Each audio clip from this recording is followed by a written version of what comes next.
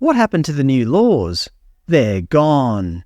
Perhaps surprisingly, Western Australia has scrapped the new divisive cultural heritage laws that were designed to protect Aboriginal cultural sites by forcing farmers and other landholders to pay for costly cultural surveys whenever they made changes to their own land, essentially making farming unfeasible and overly expensive. Thank goodness common sense prevailed. The laws were only in operation for 39 days.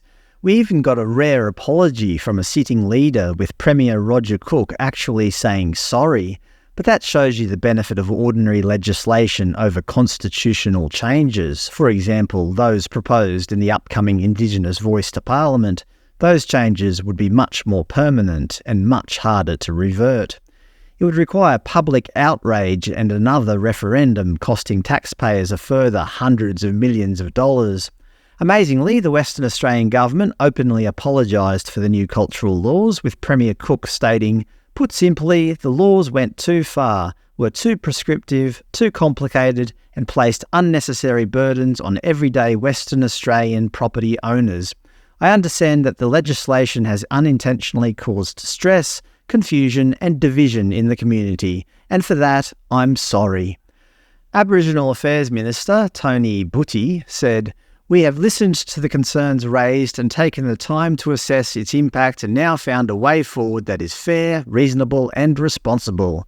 Even the Chief Executive of the National Native Title Council, Jamie Lowe, stated, "The actual implementation of this has been an absolute disaster. Everyone has their issues with the laws. You get the result of this, a waste of taxpayers' money, people's time and energy, and a net result of zero. The arrogance was there for all to see. First Nations groups didn't want to be consulted to, they want to be worked with, and they want to actually be there throughout all these discussions."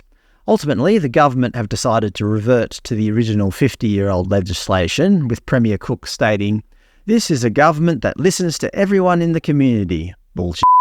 That is why, based on community feedback and following serious consideration, I and the government have made a decision to overturn the Aboriginal Cultural Heritage Act.